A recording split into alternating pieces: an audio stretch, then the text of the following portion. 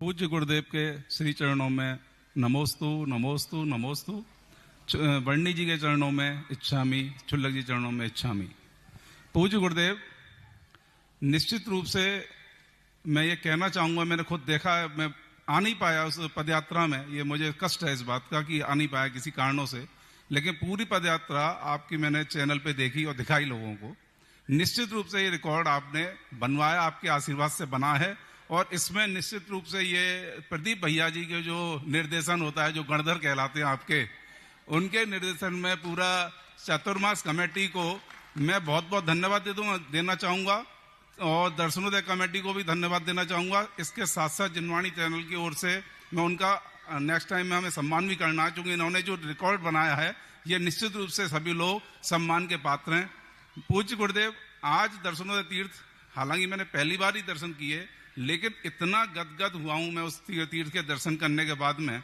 गुरुदेव जैसे ही आया, तुरंत सबसे पहले मेरी इच्छा हुई मैं चरण छू लूं, जब गंदा तो अभिषेक नहीं मिलेगा। 2 बजे कमेटी ने पूरा सहयोग किया मेरा, मैंने धोती पहनी फटाफट, बच्चे ने भी अच्छी पहनी और भगवान के चरण स्पर्श किए।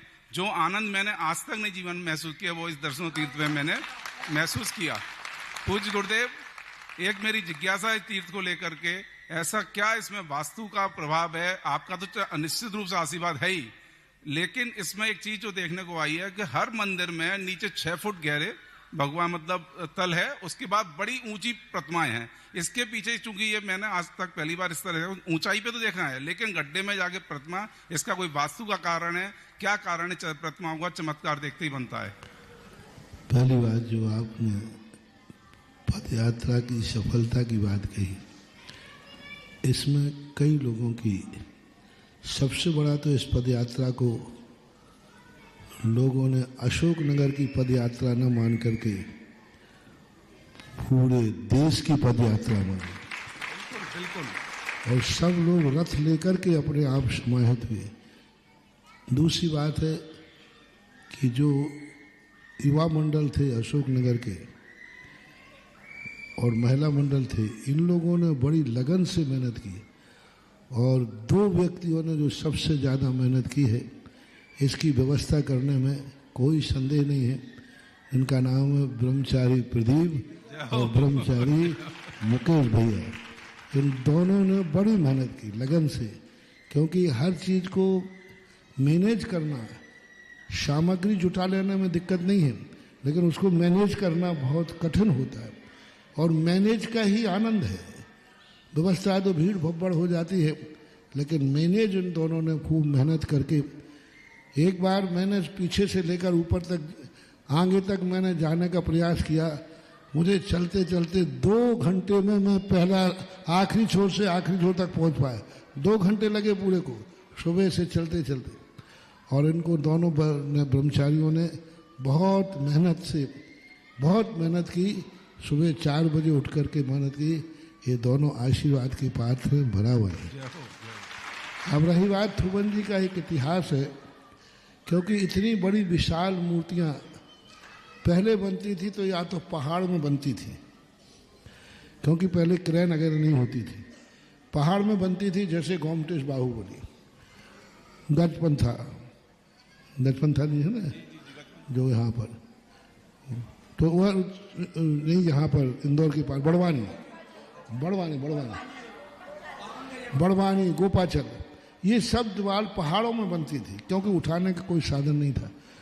दूसरा, यहाँ की विशेषता है कि जो मूर्ति जहाँ है उसी के पीछे पत्थर में से कटी है। हर मंदिर के पीछे वो खांचा बना हुआ है, हर मंदिर के पीछे। बड़े बाबा के पीछे खांचा था, वो अलग कर दिया गया।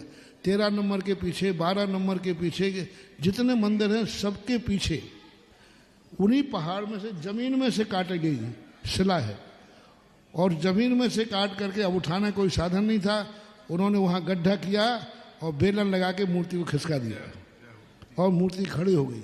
तो ये तलघर खड़े, और बाद में मंदिर बना दिया। तो ये मूर्ति को खिसकाने का तरीका था, और हर मंदिर के पीछे वो है। जब चतुर्मास हुआ तब ने हमने सारे मंदिरों की नोटिंग की, जितनी बड़ी बड़ी मूर्तियाँ। 13 नंबर के पीछे में बैठता था, वहाँ पूरा बाकायदा खांचा कटा हुआ है, और 16 नंबर के बाजू में तो आज भी मूर्ति कटी हुई पड़ी हुई है। क्योंकि उस मूर्ति का इतिहास था कि वहाँ मूर्ति जो बना रहा था शिल्पी, तो उनके पिताजी कहीं जाने लगे तो उसने पेंसिल से निशान लगा दिए, बेटा 2-3 दिन में मैं आ जाऊंगा, जब तक ये पैर बना लेना छांट लेना। उसने कहा पिताजी आप जाइए, मैं पैर काट लूंगा। छांटने को उसने कहा था बना लेना, और यहाँ क्या कह दिया उसने, काट लूंगा।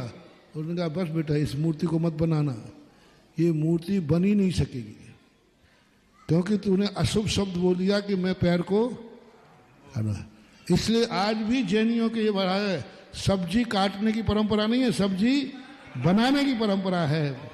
जैनी यदि पुराना संस्कार है तो कभी नहीं कहते का फल काट दो, सब्जी काट दो, हमेशा बोलता बना लो।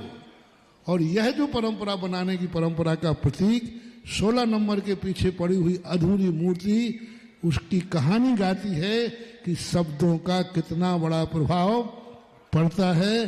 बनाना और काटना प्रोसेस वही है। उसने कहा ठीक है मैं पत्थर काट लूंगा, उसने कहा नहीं काटना नहीं बनाना है। तो ये ऐसा इसका इतिहास है। तो पीछे 16 नंबर के यहाँ की सब बड़ी मूर्ति, उधर के मंदिरों में बड़ी मूर्तियां नहीं है, छोटी मूर्तियां, बड़ी मूर्ति सब इधर हैं। और इनका ये इतिहास धुवन जी का रहा इतिहास, जो हमने खोजा वो आपने पूछा, मैंने बता दिया। नमोस्तु गुरु।